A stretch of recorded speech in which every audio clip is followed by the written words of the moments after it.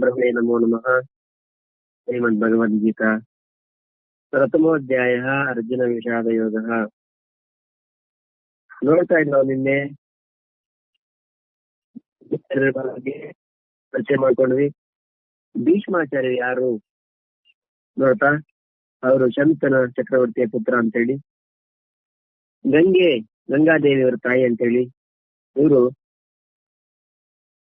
ವಸುಗಳು 9ನೇ ದ್ಯೋ ಅಂತಕ್ಕಂತ ವಸು ಅಂತೇಳಿ. ಆ ವಸುಗಳು ಶಾಪ ನಿವಾರಣೆಗಾಗಿ ಗಂಗೆಯಲ್ಲಿ ಹುಟ್ಟಿ ಗಂಗಾದೇವಿ ಗರ್ಭದಲ್ಲಿ ಹುಟ್ಟವರು ಮತ್ತೆ ಶಾಪ ಮುಕ್ತರಾಗ್ತಾರೆ. ಮತ್ತು ಶಾಪ ಇತ್ತು, ಅದಕ್ಕಾಗಿ ಇವರು 9ನೇ ವಸು. ಇವ್ರ ಹೆಸರು ದ್ಯೋ ಅಂತೇಳಿ. ಇವ್ರ ಹೆಸರೇ ದೇವವ್ರತ. ಮಹಾಭಾರತ ಶಾಂತಿ ಪರ್ವದಲ್ಲಿ ಇವ್ರ ಬಗ್ಗೆ ಸವಿಸ್ತಾರವಾಗಿ ನೋಡ್ಬೋದು. ಇವರು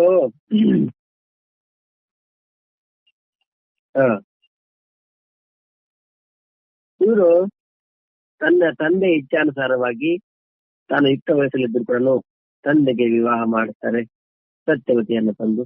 ಆದ್ರೆ ನಿನ್ನ ಕೇಳ್ಕೊಂಡು ನಾವು ಏನಂತ ಹೇಳಿ, ಸತ್ಯವತಿಯ ಆ ತಂದೆ ಆಜ್ಞಾನುಸಾರವಾಗಿ ಎಲ್ಲಕ್ಕೂ ಒಪ್ಕೊಂತಾರೆ. ತಾನು ಯವನದಲ್ಲಿದ್ರು ಕೂಡ ತಾನು ಮದುವೆ ಮಾಡಿಕೊಳ್ಳೋದಿಲ್ಲ, ನಿನ್ನ ಮಗಳ ಹೊಟ್ಟೆಯಲ್ಲಿ ಹುಟ್ಟಿದ ಮಕ್ಕಳಿಗೇನೆ ರಾಜ್ಯ ಪಟ್ಟಾಭಿಷೇಕ ಆಗ್ತದೆ ಅಂತಕ್ಕಂಥ ಮಾತನ್ನು ಕೂಡ ಹೇಳ್ತಾರೆ. ಇದು ಏನೆಲ್ಲ ನೋಡ್ತೀವಿ ನಾವು ಇಲ್ಲಿ ಕೂಡ ಅಷ್ಟೇನೆ. ಈ ಆಸ್ತಿ ಅವರಿಗೆ, ಆ ಆಸ್ತಿ ಇವರಿಗೆ, ನನ್ನ ನಂತರ ಅವ್ರಿಗೆ, ಏನೆಲ್ಲ ನಾವೆಲ್ಲ ಈ ಊಹೆ ಪೋಹೆ ಮಾಡ್ತಾ ಇರ್ತೀವಿ. ಆದ್ರೆ ಕೊನೆಗೆ ಏನಾಗ್ಬೇಕು ಅಂತ ಯಾರಿಗೂ ಗೊತ್ತಾಗಲ್ಲ. ನಮ್ಮ ಊಹೆಗಳು, ನನ್ನ ನಂತರ ಈ ಆಸ್ತಿ ಇಂಥವನಿಗೆ, ಅವ್ನು ಏನಾಗ್ತಾನೆ ನಮ್ ಕಣ್ಣು ಮುಂದೆ ನಾವು ಸತ್ತೋಗ್ಬಿಡ್ಬೋದು. ಅವ್ನು ನಾವು ಯಾರಿಗೆ ಅಂತ ಆಸ್ತಿ ಅವನೇ ಹೆಸರನ್ನು ನೋಡ್ತೀವಿ ನಾವು. ಅದಕ್ಕೆ ಸಂಬಂಧಪಟ್ಟಂತೆ ಸತ್ಯವತಿಗೆ ಮಕ್ಕಳಾಗ್ತಾರೆ. ಅವರ ಹೆಸರು ಚಿತ್ರ ವಿಚಿತ್ರ ವೇರಿಯರು ಅಂತ ಹೇಳಿ. ಚಿತ್ರ ವಿಚಿತ್ರ ವೇರಿಯರಿಗಾಗಿ ದೊಡ್ಡವರಾಗ್ತಾರೆ. ಯಾರಿಗೆ? ಭೀಷ್ಮರಿಗೆ ಏನಾಗ್ಬೇಕು? ತಮ್ಮಂದರಾಗ್ಬೇಕು. ಇವರು ಕಾಶಿಯಲ್ಲಿ ಒಂದು ಸ್ವಯಂವರ ನಡೀತಾ ಇತ್ತು. ಸ್ವಯಂವರಕ್ಕೆ ಹೋಗಿ ಕಾಶಿ ರಾಜರ 3 ಜನ ಮಕ್ಕಳು, ಹೆಣ್ಮಕ್ಕಳು, 3ರನ್ನ ಕೂಡ ಇವರು ಎಲ್ಲ ರಾಜರನ್ನ ಸೋಲಿಸಿ ರದ್ದಲ್ಲಿ ತಗೊಂಡ್ ಬಂದ್ಬಿಡ್ತಾರೆ. ಇಬ್ಬರನ್ನ ಅವ್ರ ಹೆಸರೇನು? ಅಂಬಾ, ಅಂಬಿಕಾ, ಅಂಬಾಲಿಕ ಅಂತ. ಅಂಬಾ ಹೇಳ್ತಾಳೆ, ತಂದ್ಬಿಡ್ತಾನೆ. ಹಸನಾಗುರು ಬಂದ್ಮೇಲೆ ಅಂತ ನೋಡಿ, ನಾನು ಬೇರೆ ರಾಜನನ್ನ ಪ್ರೀತಿ ಮಾಡಿದ್ದೇನೆ. ಸರಿ, ಹಂಗಾರೆ ಅಂಬಿಕೆ ಅಂಬಾಲಿಕ ಇಬ್ಬರನ್ನ ಚಿತ್ರ ವಿಚಿತ್ರಗಿರಿ ಕೊಟ್ಟು ಮದುವೆ ಮಾಡ್ತಾನೆ. ಅಂಬಾ ನನ್ನನ್ನ ಮತ್ತೆ ನಾನು ಪ್ರೀತಿ ಮಾಡಿದ ಹತ್ರ ಬಿಟ್ಬಿಡಿ ಅಂತ ಹೇಳಿದ ಕರ್ಕೊಂಡು ಹೋಗ್ತಾರೆ. ಅವನು ಒಪ್ಪಲಿಲ್ಲ. ನನಗೆ ನಿನ್ನೆ ಮದುವೆ ಮಾಡಿದಾಗ ಇಲ್ಲ, ನಾನು ಮದುವೆ ಆಗೋದಿಲ್ಲ ಅಂತ ಹೇಳಿ ಪ್ರತಿಜ್ಞೆ ಮಾಡಿದ್ದೇನೆ ಅಂತ ಹೇಳ್ತಾರೆ. ಸರಿ, ಆಮೇಲೆ ಅದು ನೋಡಿ ಸ್ವಲ್ಪ ಸಮಸ್ಯೆ ಆಗ್ತದೆ. ಆಮೇಲೆ ಪರಶುರಾಮ ಹತ್ರ ಹೋಗ್ತಾರೆ. ಪರಶುರಾಮಿಯವ್ರಿಗೆ ಯುದ್ಧ ನಡೀತದೆ.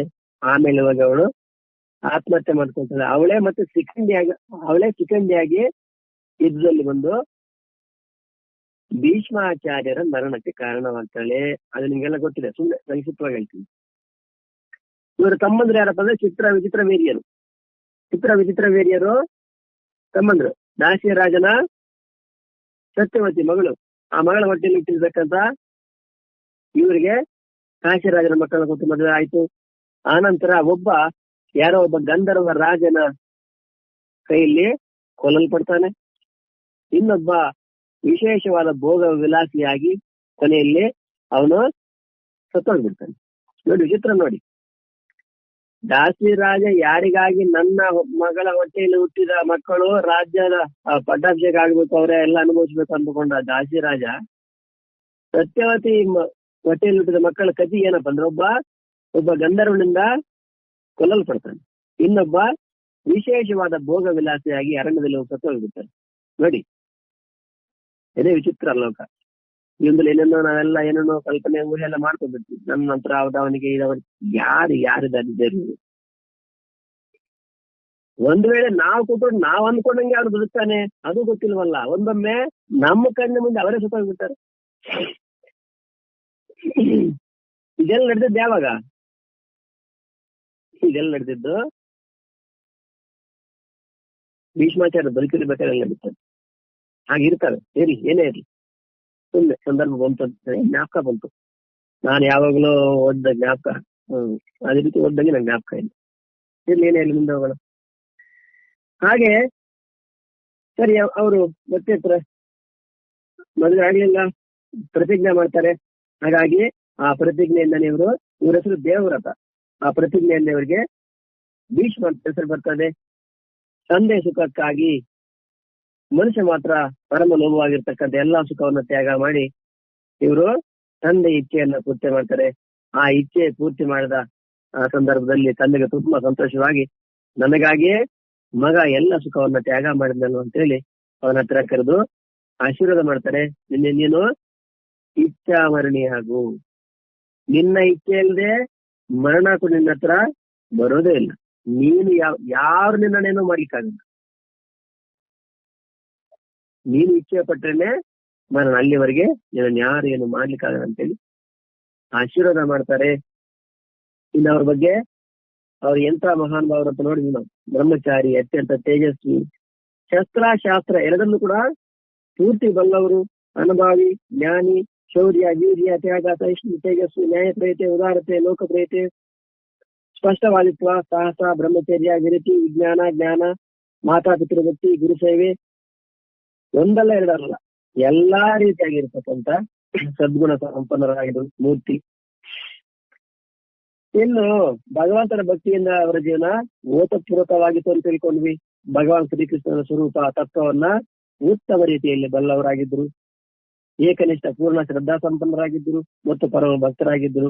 ಮಹಾಭಾರತ ಯುದ್ಧದಲ್ಲಿ ಇವರಿಗೆ ಸರಿ ಸಮಾನರಾದ ಬೇರೊಬ್ಬ ಯಾವ ವೀರು ಇರಲಿಲ್ಲ. ಯಾಕೆ? ಗಂಗಾದೇವಿ ಮಗ. ನಾನು ಪಾಂಡವರನ್ನು ಕೊಲ್ಲೋದಿಲ್ಲ ಅಂತ ಹೇಳಿ ಒಂದ್ ಸಂದರ್ಭದಲ್ಲಿ ಮಾತುಕತೆ ದುರ್ಯೋಧನ ಹತ್ರನೇ ಹೇಳಿದ್ದ. ಆದ್ರೂ ಪ್ರತಿದಿನ 10,000 ಯೋಧರನ್ನ ನಾನು ಕೊಲ್ತೇನೆ ಅನ್ನೋ ಪ್ರತಿಜ್ಞೆ ಕೂಡ ಮಾಡಿದ್ದ. ಇವರು ಕೌರವ ಪಕ್ಷದಲ್ಲಿ ಪ್ರಧಾನ ಸೇನಾಪತಿಯ ಸ್ಥಾನದಲ್ಲಿದ್ದು ಸುಮಾರು 10 ದಿನಗಳವರೆಗೆ ಘೋರ ಯುದ್ಧ ಮಾಡ್ತಾರೆ. ಅನಂತರ ನಿಮ್ಗೆಲ್ಲ ಗೊತ್ತಿದೆ, ಶಿಖಂಡಿಯನ್ನ ಕರ್ಕೊಂಡ್ ಬರ್ತಾರೆ. ರಥದಲ್ಲಿ ಕೂರಿಸ್ಕೊಂಡು ಇವರು ಅಸ್ತ್ರಶಸ್ತ್ರಾಸ್ತ್ರ ತ್ಯಾಗ ಮಾಡ್ತಾರೆ. ಅವಾಗ ಭೀಷ್ಮಾಚಾರ್ಯರನ್ನ ಬಾಣಗಳಿಂದ ಹೊಡಿತಾರೆ.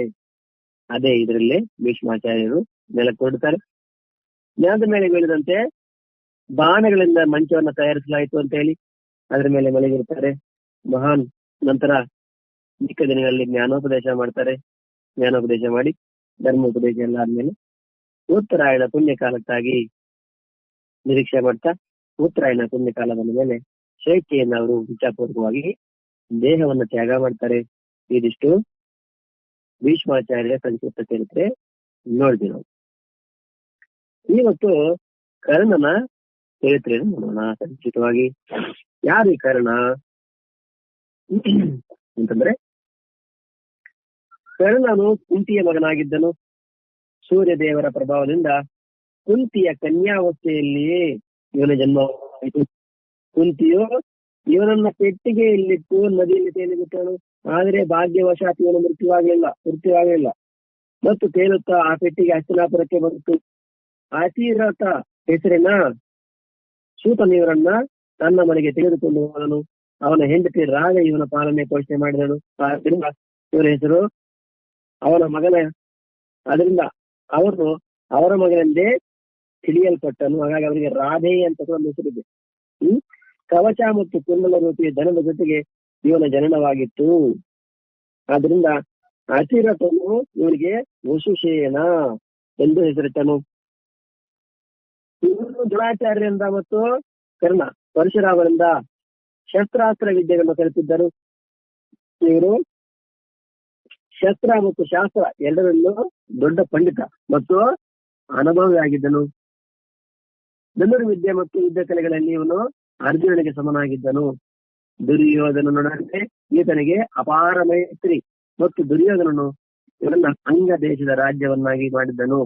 ಕರ್ಣನು ತನು ಮನದಿಂದ ಯಾವಾಗಲೂ ಅವನ ಹಿತಚಿಂತನೆಯಲ್ಲಿ ನಿರತನಾಗಿದ್ದನು. ಎಲ್ಲಿಯವರೆಗೆಂದರೆ ತಾಯಿ ಕುಂತಿ ಮತ್ತು ಭಗವಾನ್ ಶ್ರೀಕೃಷ್ಣನು ತಿಳಿಸಿದಾಗ್ಯೂ ಇವನು ದುರ್ಯೋಧನನ್ನು ಪಾಂಡವರ ಪಕ್ಷವನ್ನು ಸ್ವೀಕರಿಸಲಿಲ್ಲ. ಇವನು ಪ್ರತಿದಿನವೂ ಸೂರ್ಯದೇವರ ಉಪಾಸನೆ ಮಾಡ್ತಾ ಇದ್ನು. ಆ ಸಮಯದಲ್ಲಿ ಯಾರೇ ಏನು ಕೇಳಿದ್ರು ಸಂತೋಷದಿಂದ ಕೊಟ್ಟು ಬಿಡ್ತಾ ಇದ್ದ.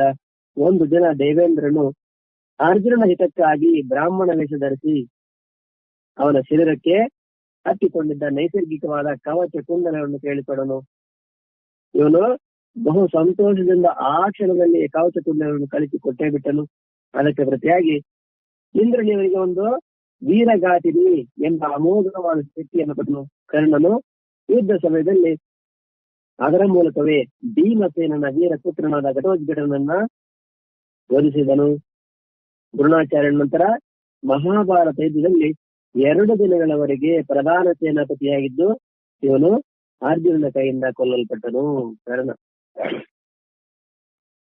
ನೋಡಿ, ಎಂತೆಂತ ಮಹಾನ್ ವೀರರು ಇರ್ತಾರೆ, ಆದ್ರೆ ಮುಕ್ತಾಯ ಸಮಾಪ್ತ ಅಂತಕ್ಕಂಥದ್ದು ಹೇಗಿದೆ ಅಂದ್ರೇನು? ಶರೀರ ದೃಷ್ಟಿಯಿಂದ ಎಷ್ಟೇ ವಿದ್ಯಾವಂತರಾಗ್ಲಿ ಬುದ್ಧಿವಂತರಾಗ್ಲಿ ಶರೀರ ಅಂತಕ್ಕಂಥದ್ದು ಸಮಾಪ್ತಿ ಆಗೋದು. ಅಷ್ಟಾಕೆ ಸಾಕ್ಷಾತ್ ಶ್ರೀಕೃಷ್ಣ ಪರಮಾತ್ಮ ಕೂಡ ದ್ವಾರಕೆ ಬಿಟ್ಟು ಹೊರಡ್ತಾನೆ, ಆಯ್ತು ನನ್ನ ಸಮಯ ಮುಗೀತು ಅಂತೇಳಿ. ಹಾಗೆ ಆತ್ಮದೃಷ್ಟಿಯಿಂದ ನಿತ್ಯವಾದ್ರು ಶರೀರ ದೃಷ್ಟಿಯಿಂದ ಅನಿತ್ಯರೇ ಆಗಿದ್ದಾರೆ ಯಾರೇ ಕೂಡ. ಏನೇ ಇರಲಿ, ಈ ಕರ್ಣನ ಚಿಕ್ಕ ಪರಿಚಯ ಮಾಡು. ಕರ್ಣ ಹೇಗೆ ಹುಟ್ಟಿಲ್ಲ ನಿಂಗೆಲ್ಲ ಗೊತ್ತೇ ಇರ್ತಕ್ಕಂಥ ವಿಷಯ ಎಲ್ಲ ಗೊತ್ತಿದೆ. ಕುಂತಿ ಒಬ್ಬ ಋಷಿ ಅಂತಾರೆ, ತುಂಬಾ ಸೇವೆ ಮಾಡಿರ್ತಾನೆ ಕುಂತಿ ತನ್ನ ಹುಡುಗಿ ಇರ್ಬೇಕಾದ್ರೆ. ಆವಾಗ ವರ ಕೊಟ್ಟಿರ್ತಾರೆ, ಒಂದು ಕೆಲವು ಮಂತ್ರೋಪದೇಶ ಮಾಡಿರ್ತಾರೆ. ಏನಪ್ಪ ಅಂದ್ರೆ, ಆ ವರದಿಂದ ಬೇಕಂದ್ರೆ ಮಕ್ಕಳನ್ನ ಪಡೆಯಬಹುದು, ಒಳ್ಳೆ ವೀರ ಧೀರ ಶೂರ ಅಂತ ಮಕ್ಕಳನ್ನ ಪಡೆಯಬಹುದು ಅಂತೇಳಿ ಅದು ವರ ಕೊಟ್ಟು ಅಲ್ಲಿಂದ ಅವರು ಹೊರಟಿರ್ತಾರೆ. ಒಂದಿನ ಕುಂತಿ ಸಣ್ಣ ಹುಡುಗಿ ಅಂದ್ರೆ ಏನು, ಬಹುಶಃ ಒಂದು 15 ವರ್ಷ 20 ವರ್ಷ ಒಳಗೆ, 10 ವರ್ಷ ಕೂಡ ಇಲ್ಲ. ನೋಡೋಣ, ಮಹಾನುಭಾವರು ಹೇಳಿದ್ದಾರೆ ಇದು ನಿಜಾನ ಸುಳ್ಳು ಅಂತ ಹೇಳಿ ಒಂದಿನ ಹೋಗಿ ಸೂರ್ಯನ ಉಪಾಸನೆಯನ್ನ ಮಾಡ್ತಾನೆ. ಇದು ನಿಜಾನ ಸುಳ್ಳು ಅಂತ ನೋಡ್ಲಿಕ್ಕಾಗಿ. ಆಗಿಂದಾಗಿ ಇನ್ನೂ ಕುಂತಿಗೆ ಮದುವೆನೇ ಆಗ್ಲಿಲ್ಲ. ಆಗಿಂದಾಗೇನೆ ಸೂರ್ಯ ಪ್ರತ್ಯಕ್ಷವಾಗಿ ಅವರಿಗೆ ಸಂತಾನ ಪ್ರಾಪ್ತಿ ಆಗ್ತದೆ. ಆ ಸಂತಾನವೇ ಈ ಕರ್ಣ. ಯಾವಾಗ ಸಂತಾನ ಪ್ರಾಪ್ತಿ ಕರ್ಣ ಹುಟ್ಟಿದ ತಕ್ಷಣ ಬೈಬಿಟ್ಲಾಗ್ತವಲ್ಲ ಕುಂತಿ, ಮದುವೆಯಲ್ಲದೆ ಮಕ್ಕಳಾಗ್ಬಿಟ್ರಲ್ವ. ನೋಡಿ, ಇದು ಇವತ್ತು ಹೊಸದಾಗಿ ನಾವು ನೋಡ್ತೀವಲ್ವ ಲೋಕದಲ್ಲಿ, ನೀವೆಲ್ಲ ನೋಡ್ತಾ ಇರ್ತೀರಿ ಏನೇನೋ ಆಯ್ತು ಲೋಕದಲ್ಲೆಲ್ಲ. ಹಾಗೆ ಮದುವೆನೇ ಇಲ್ಲ, ಮಕ್ಕಳಾಗೋದು. ಒಬ್ಬ ಮಗ ಹುಟ್ಟಿದ, ಏನ್ ಮಾಡೋದು? ಲೋಕ ನಿಂದೆ ಮಾಡಲ್ವಾ? ಮದುವೆನಾಗ್ಲಿಲ್ಲ, ಆಗೋಯ್ತು. ಹಂಗಾಗಿ ಲೋಕ ನಿಂದೆಗೆ ಬಯಸ್ಬಿಟ್ಟು ಆ ಮಗನನ್ನ ಏನ್ ಮಾಡ್ತಾನೆ, ಕನ್ಯಾವಸ್ಥೆಯಲ್ಲಿ ಇವನ ಜನ್ಮವಾಗಿತ್ತು. ಕುಂತಿಯವನನ್ನ ಪೆಟ್ಟಿಗೆಯಲ್ಲಿಟ್ಟು ನದಿಯ ನೀರಲ್ಲಿ ತೇಲಿಬಿಟ್ಟನು. ಓಹೋ, ಇದು ಸಮಾಜಕ್ಕೆ ಗೊತ್ತಾಗ್ಬಿಟ್ರೆ ಅಪಮಾನ ಅಂತೇಳಿ ತಗೊಂಡೋಗಿ ಒಂದು ಪೆಟ್ಟಿಗೆಯಲ್ಲಿಟ್ಟು ನದಿ ನೀರಲ್ಲಿ ಬಿಟ್ಬಿಡ್ತಾನೆ. ಆ ಪೆಟ್ಟಿಗೆ ಹಾಗೆ ನದಿ ಪ್ರವಾಹದಲ್ಲಿ ಹೋಗ್ತಾ ಇದೆ. ಭಾಗ್ಯವಶಾತ್ ಅವನು ಮೃತ್ಯುವಾಗ್ಲಿಲ್ಲ. ಅಂದ್ರೇನು, ಗೊತ್ತಿಲ್ಲ ಮುಂದೆ ಏನ್ ನಡೀಬೇಕಂತ ಪರಮಾತ್ಮ ಇಚ್ಛೆ. ಹಂಗಾಗಿ ನನಗಾಗಿಲ್ಲ, ನಮಗೂ ಹಂಗೆ ಹೋಗ್ತಾ ಹೇಳ್ಕೊಂಡು ಹೋಗ್ತದೆ. ಅಲ್ಲಿ ಇಲ್ಲಿ ಗೊತ್ತದು ಬರ್ತಾ ಬರ್ತಾ ಬರ್ತಾ ಬರ್ತಾ ಹೇಳ್ತದು ಹಸ್ತನಾಪುರ ಕಡೆ ಬರ್ತದೆ. ಒಬ್ಬ ಯಾರು ಅತಿರಥ ಸೂತ, ಅವನು ಆ ನದಿಯಲ್ಲಿ ಕೆಲಸ ಮಾಡ್ತಾನೆ. ದೋಣಿ ನನಗೇನು ಒಟ್ಟು ದಸ್ತೆಯನ್ನು ಹೇಳ್ತಾರೆ. ಆದ್ರೂ ಸೀತಾದ ಪೆಟ್ಟಿಗೆ ಅವನಿಗೆ ಮಕ್ಕಳಿರ್ಲಿಲ್ಲ.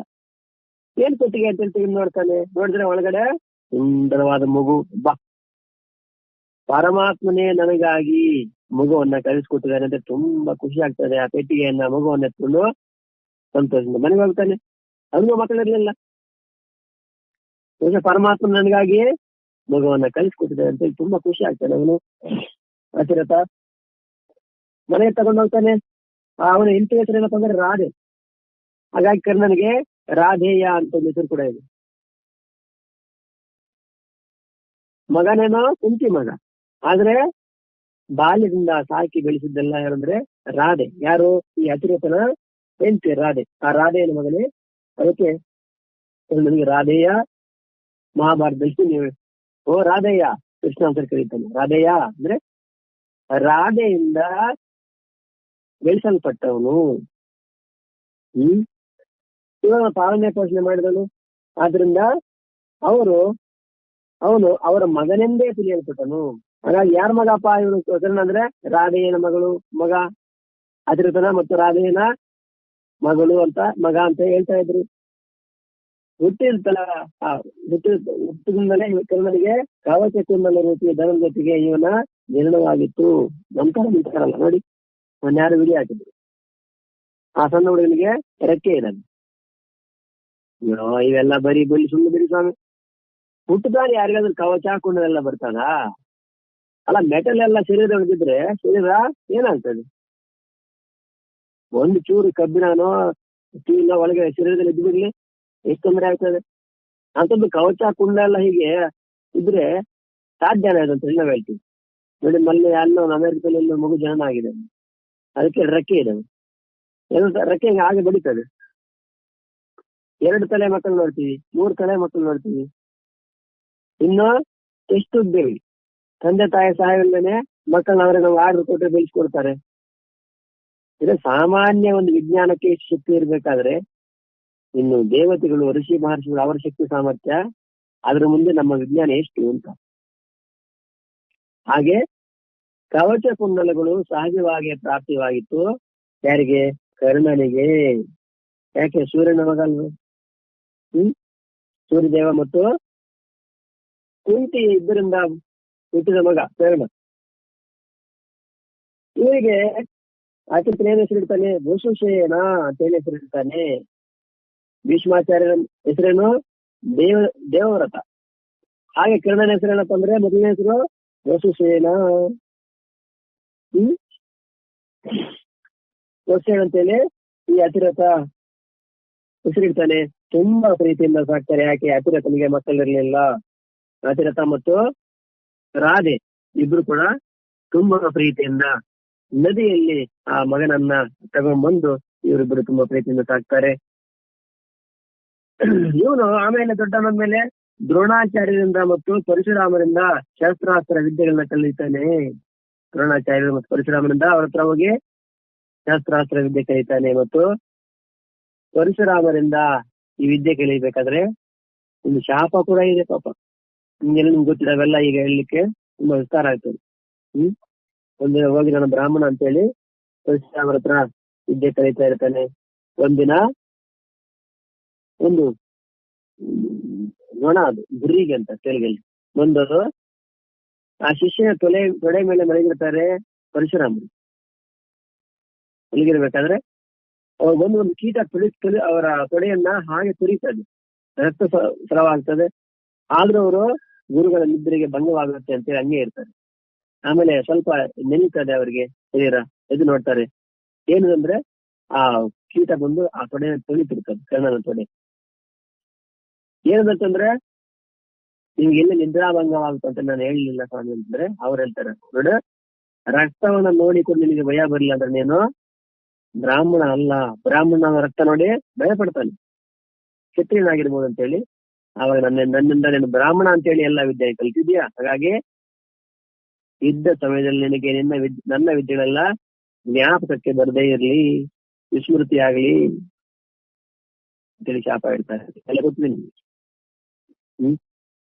ಹಾಗೆ ದ್ರೋಣಾಚಾರ್ಯರಿಂದ ಮತ್ತು ಪರಶುರಾಮನಿಂದ ಶಸ್ತ್ರಾಸ್ತ್ರ ವಿದ್ಯೆಯನ್ನು ಕಲಿತಾನೆ. ಇವನು ಶಸ್ತ್ರ ಮತ್ತು ಶಾಸ್ತ್ರ ಎರಡರಲ್ಲೂ ದೊಡ್ಡ ಪಂಡಿತ. ಶಾಸ್ತ್ರದಲ್ಲಿ ದೊಡ್ಡ ಪಂಡಿತ ಯಾರು? ಕರ್ಣ. ಮತ್ತು ಅನುಭವಿ ಆಗಿದ್ದ. ಧನುರ್ವಿದ್ಯೆ ಮತ್ತು ಯುದ್ಧ ಕಲೆಗಳಲ್ಲಿ ಇವನು ಅರ್ಜುನಿಗೆ ಸಮನಾಗಿದ್ದನು. ಧನುರ್ವಿದ್ಯೆ ಯುದ್ಧ ಕಲೆಗಳಲ್ಲಿ ಅರ್ಜುನಿಗೆ ಸಮಾನವಾಗಿರ್ತಕ್ಕಂಥ ವೀರ ಶೂರನಾಗಿದ್ದ. ದುರ್ಯೋಧನೊಡನೆ ಈತನಿಗೆ ಅಪಾರ ಮೈತ್ರಿ. ದುರ್ಯೋಧನ ಜೊತೆ ಇವನಿಗೆ ತುಂಬಾ ಮೈತ್ರಿ ಅಂದ್ರೆ ಸ್ನೇಹ. ಮತ್ತು ದುರ್ಯೋಧನನು ಇವನನ್ನ ಅಂಗ ದೇಶದ ರಾಜ್ಯವನ್ನಾಗಿ ಮಾಡಿದ್ದನು. ಅಂಗ ರಾಜ್ಯಕ್ಕೆ ಈ ಸ್ನೇಹಕ್ಕೆ ಪ್ರತೀಕವಾಗಿ ಅಂಗ ದೇಶದ ರಾಜನನ್ನಾಗಿ ಮಾಡ್ತಾನೆ. ಯಾರು? ದುರ್ಯೋಧನ. ಕರ್ಣನು ತಾನು ಮನದಿಂದ ಯಾವಾಗಲೂ ಅವನ ಹಿತಚಿಂತನೆಯಲ್ಲಿ ನಿರತನಾಗಿದ್ದನು. ಯಾರೋ ಒಬ್ಬ ಸೂತ ಪುತ್ರ ಅಂತ ಕೂಡ ಹೆಸರಿದೆ. ಸೂತ ಒಬ್ಬ ಸಾಮಾನ್ಯ ವ್ಯಕ್ತಿ ತಂದು ಬೆಳೆಸಿರ್ತಕ್ಕ ಮಗ. ಹಾಗಾಗಿ ಅಂತಹವನಿಗೆ ಅರ್ಧ ರಾಜ್ಯವನ್ನು ಅಂಗರಾಜ್ಯವನ್ನು ಕೊಡ್ತಾನೆ, ಪಟ್ಟಾಭಿಷಿಕ್ತನನ್ನಾಗಿ ಮಾಡ್ತಾನೆ ಕರ್ಣ. ಹಾಗಾಗಿ ಯಾವಾಗ್ಲೂ ಆ ದುರ್ಯೋಧನನ ಹಿತ ಚಿಂತನೆಯಲ್ಲಿ ನಿರತನಾಗಿರ್ತಾನೆ ಈ ಕರ್ಣ. ಇಲ್ಲಿವರೆಗೆ ಅಂತಂದ್ರೆ ತಾಯಿ, ತಂದೆ ಮತ್ತು ಭಗವಾನ್ ಶ್ರೀಕೃಷ್ಣ ತಿಳಿಸಿದಾಗಲೂ ಕೂಡ ಅಷ್ಟು ಪ್ರೀತಿ ಅವನಿಗೆ ಆ ದುರ್ಯೋಧನ ಮೇಲೆ, ಅಷ್ಟು ಸ್ನೇಹ. ಹಿಂಗೆಲ್ಲ ಮತ್ತೆ ಸರಿ. ಈ ವಿಷಯ ಯಾರಿಗ್ ಗೊತ್ತಿದೆ? ಒಬ್ಬ ಕುಂತಿ ಮಾತ್ರ ಗೊತ್ತಿದೆ, ಶ್ರೀಕೃಷ್ಣ ಪರಮ ಇಬ್ಬರಿಗೆ ಗೊತ್ತಿದೆ, ಯಾರಿಗೂ ಗೊತ್ತಿಲ್ಲ. ಕರ್ಣ ಅಂತಕ್ಕಂಥವನು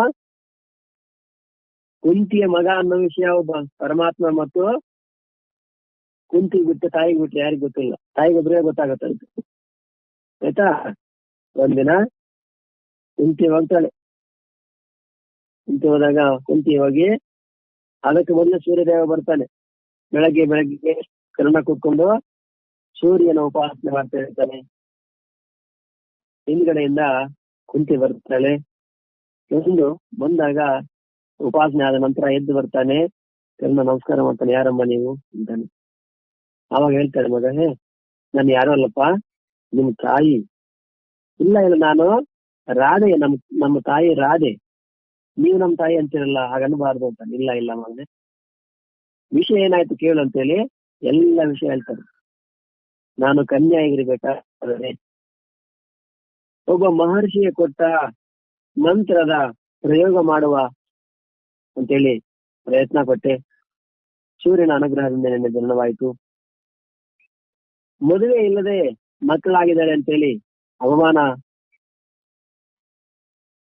ಆಗ್ತದೆ ಅಂತೇಳಿ ನಾನು ನಿನ್ನ ನೀರಿನಲ್ಲಿ ಹರಿಯಬಿಟ್ಟೆ.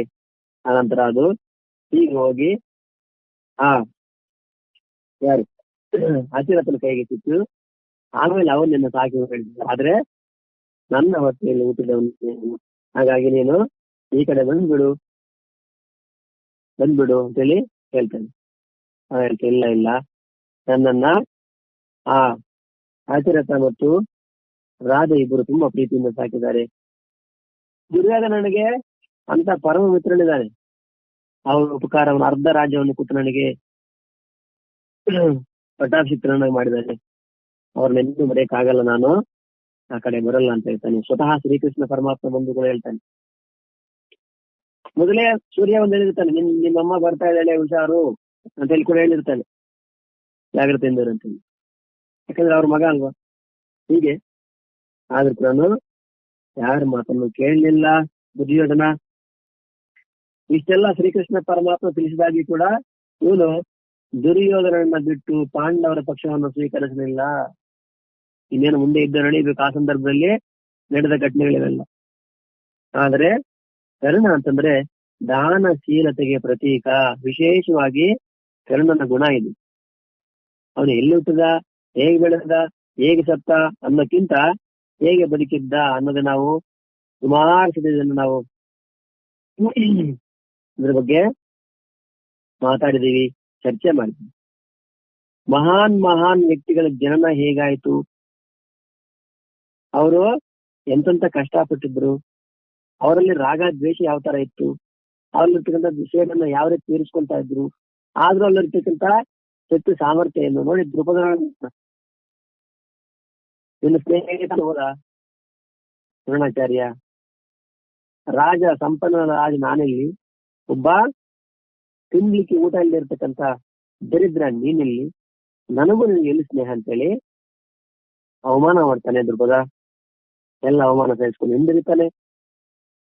ನಂತರದ ದಿನಗಳಲ್ಲಿ ಪಾಂಡವ ಕೌರವ ಮಕ್ಕಳಿಗೆ ವಿದ್ಯಾಭ್ಯಾಸವನ್ನು ಕಲಿಸಿ, ಮಕ್ಕಳು ವಿದ್ಯಾಭ್ಯಾಸವನ್ನು ಪೂರ್ತಿ ಮಾಡಿದ್ಮೇಲೆ ಗುರುದಕ್ಷಿಣೆಯಾಗಿ ದ್ರುಪದರನ್ನ ಸಜೀವ ಹಿಡ್ಕೊಂಡ್ ಬನ್ನಿ ಸೋಲ್ಕೆಯವರನ್ನ ಅಂತ ಹೇಳ್ತಾರೆ. ಸಜೀವ ಹಿಡ್ಕೊಂಡ್ಬಂದು ಅವ್ರಿಗೆ ಕಟ್ಟಾಕ್ತಾರೆ. ಆಮೇಲೆ ಅವನು ಬಿಟ್ಬಿಡು ಅಂತ ಹೇಳಿ ಅರ್ಧ ರಾಜ್ಯವನ್ನ ಕೂಡ ತಗೊಂಡ್ಬಿಡ್ತಾರೆ. ಭಾಗೀರಥಿಯ ಪಕ್ಕದ ಅರ್ಧ ರಾಜ್ಯ ತಗೊಂತಾರೆ. ಈಗ ತನ್ನ ಸೇಡನ್ನು ತೀರಿಸ್ಕೊಂತಾನೆ. ಹೇಳಿದ್ವಿ ನಾವು, ನಿನ್ನೆ ಕೇಳಿದ್ವಿ. ಕೊನೆಗೆ ಯುದ್ಧದಲ್ಲಿ ಅಶ್ವತ್ಥಾಮತ ಅಂತೇಳಿ ಹೇಳ್ಬೇಕಾದ್ರೆ ಪುತ್ರ ವ್ಯಾಮೋಹದಿಂದ ಅಸ್ತ್ರಾಸ್ತ್ರವನ್ನು ತ್ಯಾಗ ಮಾಡಿ ತಕ್ಷಣ ಹಾಗಿಂದ ಹಾಗೆ ಸಮಾಧಿಗೆ ಹೋಗ್ತಾರೆ ಅಂತಂದ್ರೆ ಅವರ ಸಾಧನೆಯ ಪರಾಕಾಷ್ಠೆ ಪರಿಪಕ್ವತೆ ಎಷ್ಟಿರ್ಬೋದು ನಾವು ಊಹೆ ಕೂಡ ಮಾಡ್ಲಿಕ್ಕಾಗಲ್ಲ. ಮಗ ಚಿರಂಜೀವಿ ಅಶ್ವತ್ಥಾಮ ಬಲಿ ವ್ಯಾಸೋ ಹನುಮಾಚ ವಿಭೀಷಣ ಕೃಪ ಪರಶುರಾಮ ಸಪ್ತೈತೆ ಚಿರಂಜೀವಿನಃ. ಚಿರಂಜೀವಿಯಾದ ನನ್ನ ಮಗನಿಗೆ ಮರಣ ಬಂತೆ, ಸಾಧ್ಯವ ಇದು ಅಂತೇಳಿ ಒಮ್ಮೆಲೆ ಅಸ್ತ್ರಶಸ್ತ್ರವನ್ನು ತ್ಯಾಗ ಮಾಡ್ತಾನೆ. ತ್ಯಾಗ ಮಾಡಿ ಧ್ಯಾನಾಸಕ್ತನಾಗಿ ಹಾಗೆ ಸಮಾಧಿಗೆ ಹೋಗ್ಬೇಕು. ಆಮೇಲೆ ದೃಷ್ಟದಿಂದ ಬರ್ತಾನೆ, ಒಂದು ತಲೆಯನ್ನು ಪೆಟ್ಟು ಕತ್ತಿಸುವ ಅಂತ ನೀನು ನೋಡಿದ್ದೀನಿ. ಹಾಗಾಗಿ ಅವರ ಜನನ ಜೀವನದ ಅವಸ್ಥೆಗಳು ಏನೇನು ನಡೆಯಿತು ಅಲ್ಲೇ ರಾಗ ದೇಶ ಆದ್ರೆ ಅದನ್ನು ಮಾಡ್ಬೇಕು. ಹಾಗಾಗಿ ಎಲ್ಲಿಟ್ಟಿದ್ರು, ಹೇಗೆ ಬೆಳೆದ್ರು, ಹೇಗೆ ಸತ್ರು ಅನ್ನೋಕ್ಕಿಂತ ಹೇಗೆ ಬದುಕಿದ್ರು ಅದು ಮುಖ್ಯ ಇಲ್ಲ. ಹಾಗೆ ಕರ್ಣ ಎಲ್ಲಿ ಹುಟ್ಟಿದ, ಎಲ್ಲಿ ಯಾರು ಬೆಳೆಸಿದ್ರು, ಏನಾಯ್ತು ಅದು ಮುಖ್ಯ ಅಲ್ಲ. ಈಗ ನೋಡಿ ದಾನ ಗೀರ ಶೀರ ಕರ್ಣ ಇವತ್ತಿಗೂ ಎಷ್ಟು 1000 ವರ್ಷಗಳಾದ್ರೂ ದಾನದ ವಿಷಯ ಬಂದಾಗ ಎಲ್ಲರೂ ಕರ್ಣನನ್ನೇ ಜ್ಞಾಪಕ ಮಾಡ್ಕೊಂತಾರೆ ವಿನಃ ಬೇರೆ ಯಾವ ಧರ್ಮದ ಹೆಸರು ಕೂಡ ಬರಲ್ಲ. ದಾನದ ವಿಷಯ ಬಂದಾಗ ಅರ್ಜುನನ ಹೆಸರು ಬರಲ್ಲ, ದ್ರೋಣಾಚಾರ್ಯರ ಹೆಸರು ಬರಲ್ಲ, ಕೃಷ್ಣನ ಹೆಸರು ಬರಲ್ಲ. ದಾನದ ವಿಷಯ ಬಂದ್ರೆ ಕರ್ಣ ಒಬ್ಬನೇ ಜ್ಞಾಪಕ ಬರ್ತಾರೆ ಎಲ್ಲರಿಗೂ. ಓ ಇವರೇನ್ ದೊಡ್ಡ ಮಹಾ ದಾನವೀರ ಶಿವಕರ್ಣನಾ ಅಂತೇಳಿ ಸಾಮಾನ್ಯವಾಗಿ ನಾವೆಲ್ಲ ಮಾತಾಡ್ತೀವಿ. ಓ ಇದು ಮಹಾ ದೊಡ್ಡ ದಾನವೀರ ಶಿವಕರ್ಣಪ್ಪ ಇವನು. ಎಲ್ಲಿವರೆಗೆ ಅಂತಂದ್ರೆ ದಾನದ ವಿಷಯ ಬಂದಾಗ ಏನ್ ಬೇಕಾದ್ರೂ ಕೊಡ್ಲಿಕ್ಕೆ ಹಿಂದೆ ಹೋಗ್ತೀವಿ. ಅದಕ್ಕಾಗಿ ಕೆಲವೊಂದು ಘಟನೆ ನೋಡ್ತೀವಿ ನಾವು. ದಾನ ವಿಷಯ ಬಂದಾಗ ಯಾರೊಬ್ರು ಒಂದಿನ ಬೆಳಗ್ಗೆ ಸೂರ್ಯ ಉಪಾಸನೆ ಮುಗಿಸಿ ಒಂದು ಬಂಗಾರದ ಪಾತ್ರೆಯಲ್ಲಿ ಎಡಗೈಯಲ್ಲಿ ಇಟ್ಕೊಂಡು ಬಲಗೈಯಿಂದ ಅದನ್ನ ಎಣ್ಣೆ ಹಚ್ಕೊಂತ ಇರ್ತಾನೆ. ಹಚ್ಕೊಳ್ಬೇಕಾದ್ರೆ ಯಾರೋ ಇಬ್ರು ಬರ್ತಾರೆ, ನಿಮ್ ಸ್ವಾಮಿ ಏನೋ ನಮ್ಮ ಮಗಳ ವಿವಾಹನೋ ಉಪನಯನ ಇದೆ, ನಿಮ್ ಬಗ್ಗೆ ಕೇಳಿದೀವಿ, ಏನಾದ್ರು ದಾನ ಕೊಡ್ಬೇಕು ಅಂತ ಕೇಳಿದಾಗ ಎಡಗೈ ಇಲ್ಲದ ಚಿನ್ನದ ಪಾತ್ರೆಯನ್ನು ಹಾಗೆ ಕೊಡ್ತಾನಂತೆ ಕರ್ಣ. ಅವ್ರು ಹೇಳ್ತಾರಂತೆ, ಸ್ವಾಮಿ ಎಡಗೈಯಲ್ಲಿ ದಾನ ಕೊಡಬಾರ್ದು, ಬಲಗೈಯಲ್ಲಿ ಕೊಡಿ ಅಂದಾಗ, ಇಲ್ಲ ಎಡಗೈಲಿರುವ ಪಾತ್ರೆ ಬಲಗೈ ಒಳಗೆ ಬರೋಷ್ಟೊತ್ತಿಗಾಗಿ ನನ್ನ ಮನಸ್ಸು ಬದಲಾವಣೆ ಆಗ್ಬೋದು. ನೋಡಿ, ಎಡಗೈಲಿರುವ ಪಾತ್ರೆ ನನ್ನ ಬಲಗೈ ಒಳಗೆ ಬರುವುದರ ಒಳಗಾಗಿ ಮನಸ್ಸು ಬದಲಾವಣೆ ಆಗ್ಬೋದು. ಹಾಗೆ ತಗೊಂಡ್ಬಿಡಿ, ನಾನು ಕೊಡ್ತಾ ಇದ್ದೀನಿ ಸಮರ್ಪಣೆ ಭಾವನೆ ಕೊಡ್ತಾ ಇದ್ದೀನಿ. ಇಲ್ಲಿ ಎಡಗೈ ಬಲಗೈ ಅನ್ನೋ ಭಾವನೆ ಇಲ್ಲ. ಈಗ ಇಷ್ಟ ಇಲ್ಲದೆ ಬಲಗೈಯಲ್ಲಿ ಕೊಟ್ರೆ ಏನು ಪ್ರಯೋಜನ? ಕೊಡ್ಲಿಕ್ಕೆ ಇಷ್ಟ ಇಲ್ಲ, ನೀವು ಬಲಗೈಯಲ್ಲಿ ಕೊಡ್ತೀರಿ, ಎರಡೂ ಕೈಯಲ್ಲಿ ಕೊಡ್ತೀರಿ, ಏನು ಪ್ರಯೋಜನ? ಯಾರೋ ಒತ್ತಡದಿಂದನೋ ಇನ್ನೇನೋ ಆಮಿಷಕ್ಕೆ ಒಳಗಾಗೋ ಕೊಡ್ತೀರಿ. ಅದು ಬಲಗೈಯಿಂದ ಕೊಡ್ತೀರಿ, ಎರಡೂ ಕೈಯಿಂದ ಕೊಡ್ತೀರಿ, ನಮ್ರತೆಯಿಂದ ಕೊಡ್ತೀರಿ, ಆದ್ರೆ ಕೊಡಬೇಕು ಅಂತ ಇಚ್ಛೆನೇ ಇಲ್ಲ. ಹಾಗಾಗಿ ಇಲ್ಲಿ ಕೊಡ್ತಕ್ಕಂಥ ಉದ್ದೇಶ ಪವಿತ್ರವಾಗಿ ಯಾವ ವಿಧದಲ್ಲಿ ಕೊಟ್ರೇನಂತೆ ಕೇಳಿಬೇಕಲ್ಲ. ಹಾಗೆ ನೋಡಿ, ಕರ್ಣನ ಮಾತು ನೋಡಿ ಎಂದಿಗೂ ನಾವೆಲ್ಲ ಜ್ಞಾಪಕ ಇಟ್ಕೋಬೇಕು. ನಾವು ಅಷ್ಟೇನೆ ಏನೋ ಮಾಡ್ಬೇಕು ಅನ್ಕೊಂಡು ಯಾರು ಕೈ ಕೊಡ್ಬೇಕು, ಆದ್ರೆ ಸ್ವಲ್ಪತ್ತಿಗೆ ಮನಸ್ಸು ಬದಲಾವಣೆ. ನಾನು ಹೇಳ್ಕೊಂಡ್ವಲ್ಲ, ಯಾರೋ ಬಂದು ಸ್ವಾಮಿ ಏನಾದ್ರು ಕರ್ಮ ಮಾಡಿ, ನಾನು ಒಂದು 50 ರೂಪಾಯಿ ಕೊಡ್ಬೇಕು ಅಂತ ಹೇಳಿ ಹೇಗೆ ಹಿಂಗೆ ಜೇಬು ಕೈ ಹಾಕ್ತಿದ್ದೀನಿ, ನೋಡ್ತೀನಿ 50 ರೂಪಾಯಿ ಇಲ್ಲ, 10 ರೂಪಾಯಿ ನೋಡ್ತೀನಿ, ಇಲ್ಲ 5 ರೂಪಾಯಿ 1 ರೂಪಾಯಿ ನೋಡಿ, ಆಮೇಲೆ ಚಿಲ್ಡ್ರೆ ಅಂತ ಹೇಳಿಲ್ಲ ಪರ.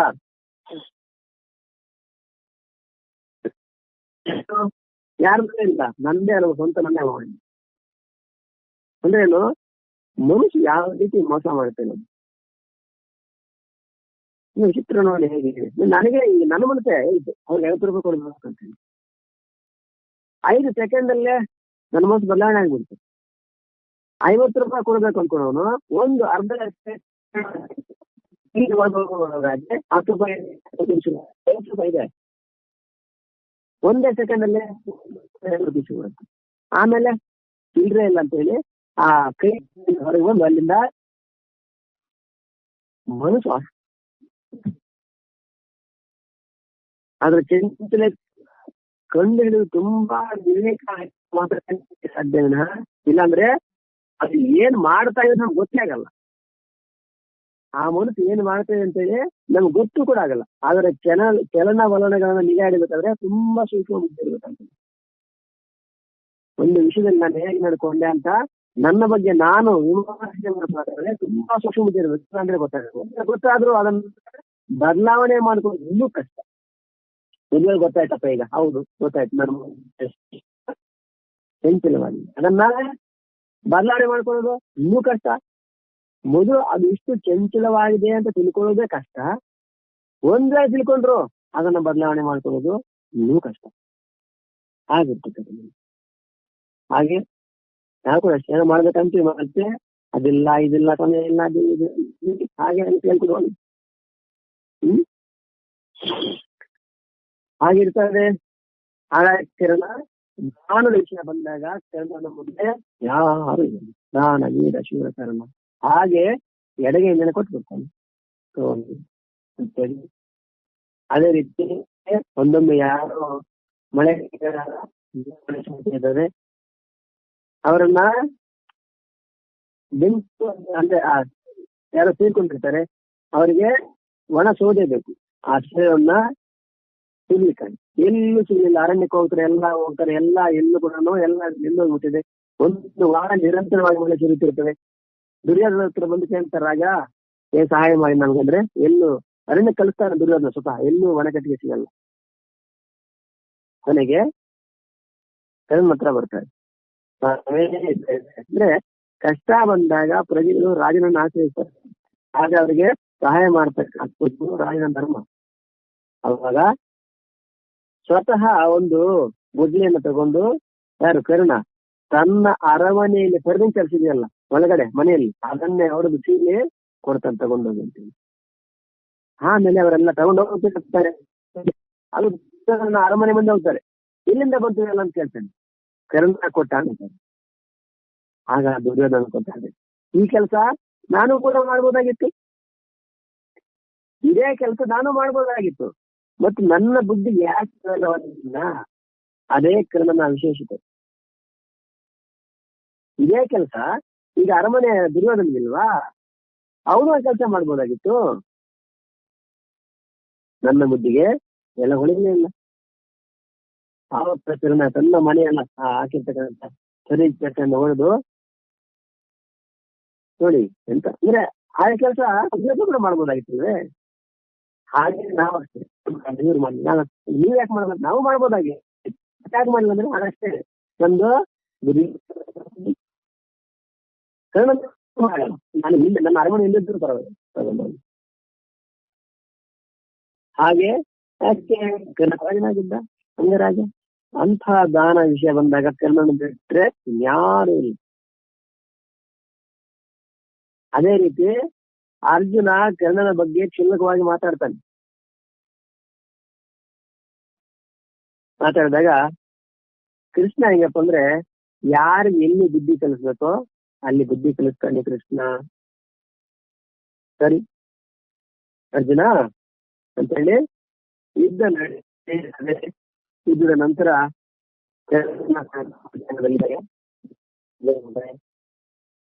ಯುದ್ಧದಾಗ ಆವಾಗ ಅರ್ಜುನ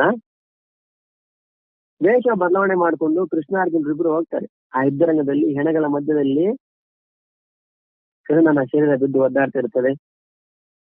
ಹೋಗ್ತಾರಂತವ್ರು ಹೋಗಿ, ಕರ್ಣ ನಿನ್ನ ಬಗ್ಗೆ ನಾವು ತುಂಬಾ ಕೇಳಿದೀವಿ, ನಿನ್ನ ಮಹಾದಾನ ಅಂತೇಳಿ ನಿಮ್ಮ ಹತ್ರ ದಾನ ಬೇಡಬೇಕು ಅಂತ ಬಂದಿದ್ದೀವಿ, ನಾವು ದಾನ ಮಾಡ್ಬೇಕು ಅಂತಂದಾಗ ಕರ್ಣ ನಗ್ತಾನಂತೆ. ಎಂತ ಸಮಯದಲ್ಲಿ ಬಂದಿದ್ದೀರಿ, ಇನ್ನೇ ಪ್ರಾಣ ಪ್ರಾಯ ಅಂದಾಗ ಅದೇನು ಸ್ವಾಮಿ ನಿಮ್ಮ ಬಾಯಲ್ಲಿ ಬಂಗಾರದ ಹಲ್ಲುಗಳಿದಾವಲ್ಲ ಅಂತ ಹೇಳ್ತಾರೆ ಅವ್ರು. ನೋಡಿ ಈಸಿ ಯಾರಿಗ್ ಗೊತ್ತಿದೆ, ಪರಮಾತ್ಮನೇ ಗೊತ್ತು. ಬಂಗಾರದ ಹಲ್ಲನ್ನ ಕಟ್ಟಿದಿರಂತೆ. ನಾವೇ ಅಂತಿರ್ತೀವಲ್ಲ ಇವತ್ತಿನೇನು ಹೊಸ ಹಲ್ಲು ಕಚ್ಚೋದು, ಇವತ್ತು ಹೊಸದಾಗೇನಿಲ್ಲ. ಆಗಿನ ಕಾಲಕ್ಕೆ ಎಲ್ಲಾ ವಿಧ ಹಲ್ಲು ಕಚ್ಚೋದೆಲ್ಲ ಬಂಗಾರದ ಹಲ್ಲುಗಳನ್ನ ಕಟ್ಟಿದ್ದರಂತೆ. ನನಗೆ ಜ್ಞಾಪಕ ಮಾಡ್ತಾರೆ ಬಂಗಾರ. ಹೌದೌದು ನೀವು ತುಂಬಾ ನಿಮ್ಗೆ ಧನ್ಯವಾದ.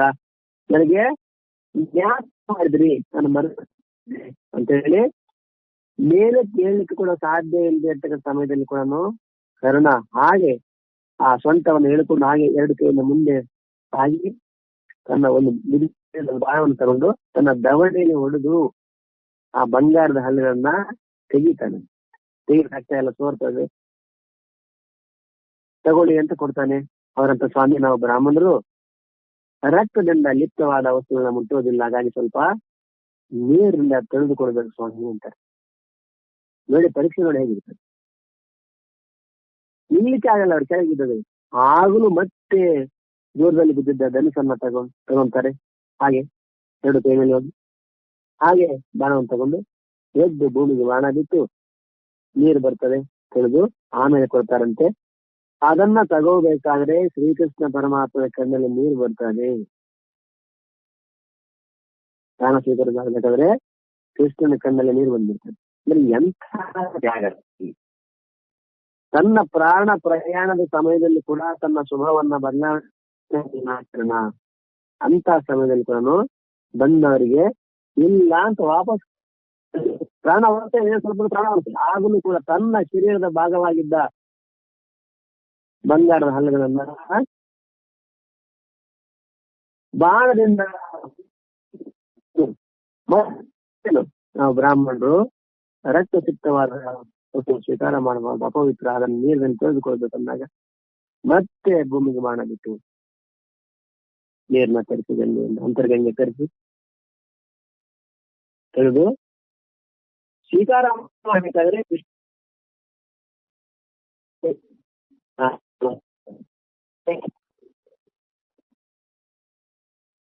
ನಾವೇನಪ್ಪ ಅಂದ್ರೆ ಬೇರೆ ವಿಷಯ ಬಂದಾಗ ಕೈ ಮುಂದೆ ಕೊಡಬೇಕಾದ್ರೆ ಕೈ ಮುಂದೆ ಕೊಡಬೇಕಾದ್ರೆ ಕೈ ಹಿಂದೆಯಿಂದ ಹೋಗ್ಬಿಡ್ತಾರೆ, ಗೊತ್ತಿಲ್ಲ. ಹಾಗೆ ಕರ್ಣ ದಾನಶೀಲತೆ, ಅದಷ್ಟು ದಾನಶೀಲತೆ ಮಹಾನುಭಾವ. ಪರಮಾತ್ಮನೇ ಕಣ್ಣಲ್ಲಿ ನೀರು ಬಂದ್ಬಿಡ್ತಂತೆ ಶ್ರೀಕೃಷ್ಣ. ಎಂಥ ಅರ್ಜುನ, ಈಗ ನೋಡು ನೀನು ಮಾತಾಡ್ತಿದ್ದೀರ ಕರ್ಣನ ಬಗ್ಗೆ, ಇದು ಕರ್ಣನ ತ್ಯಾಗ. ನೀನು ಇರುವುದಿಲ್ಲ ಅಂತಲ್ಲ, ಆದ್ರೆ ಕರ್ಣನನ್ನು ಅಂಟಿಸುವಷ್ಟು ಆ ಒಳ್ಳೆತನ ಇದೆ.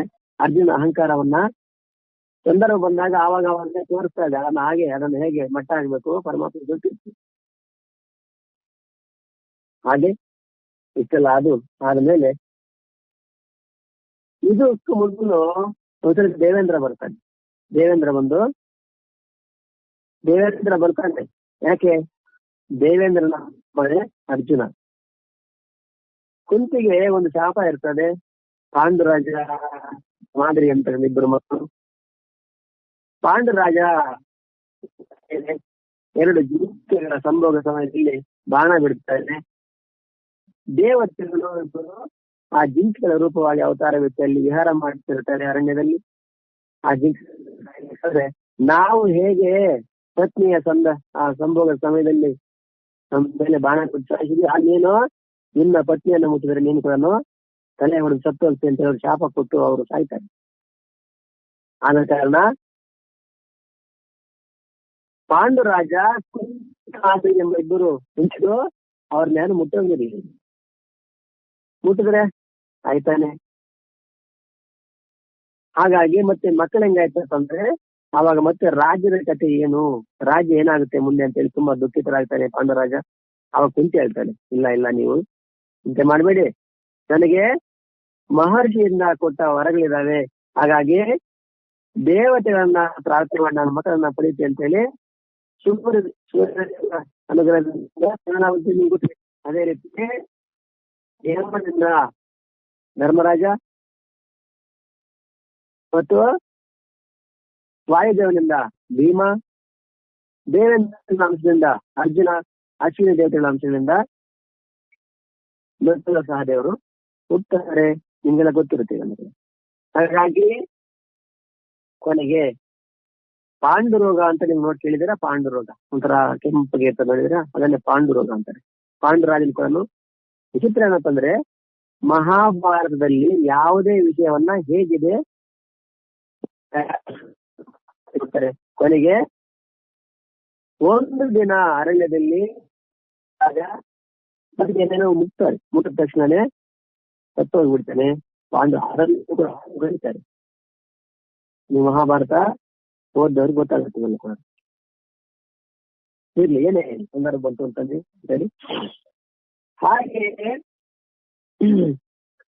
ಆ ಹುಟ್ಟಿನಿಂದನೇ ಕವಚ ಕುಂಡಲಗಳೆಲ್ಲ ಇರ್ತವೆ.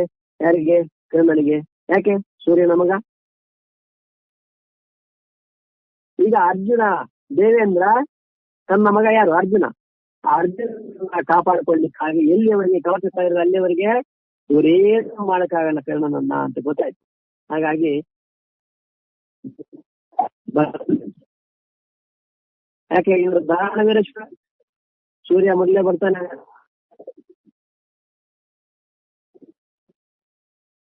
ನಿನ್ನೇನು ಕೇಳಲಿಕ್ಕೆ ಕೊಡು, ಆದ್ರೆ ಕೊಡಬೇಡ, ಅದು ನಿನಗೆ ರಕ್ಷೆ ಅಂತೇಳಿ ಅಲ್ಲಿಂದ ಹೊರಡ್ತಾನೆ. ಸ್ವಲ್ಪ ದೇವೇಂದ್ರ ಬರ್ತಾನೆ. ನಿಮ್ ಬಗ್ಗೆ ನಾವು ತುಂಬಾ ಕೇಳಿದೀವಿ, ನಿಮ್ಮನ್ನ ದಾನ ಕೇಳಬೇಕು ಅಂತ. ಏನಪ್ಪ ನೋಡಿ, ಅಂದ್ರೆ ಶರೀರದ ಒಳಗೆ ಆಗ್ಯಾವೋ ಹಾಗೆ ಶರೀರ ಇರ್ತವೆ ಕವಚ ಕುಂಡಲಗಳು. ಇಲ್ಲಿವರೆಗೆ ಕವಚ ಕುಂಡಲ ಇರ್ತವೆ ಅಲ್ಲಿವರೆಗೆ ಕರ್ಣನನ್ನ ಯಾರು ಏನು ಮಾಡ್ತಾರೆ. ಕವಚ ಅದು. ಈಗ ಬುಲೆಟ್ ಪ್ರೂಫ್ ನಾವು ಹಾಕೊಂತೀವಿ, ಬುಲೆಟ್ ಪ್ರೂಫ್ ಹಾಕೊಳ್ತಾರಲ್ವ, ಬುಲೆಟ್ ಪ್ರೂಫ್. ಏನು ಗಲ್ಲಿಂದ ಶಿಪ್ ಮಾಡಿದ್ರು ಏನೂ ಆಗಲ್ಲ.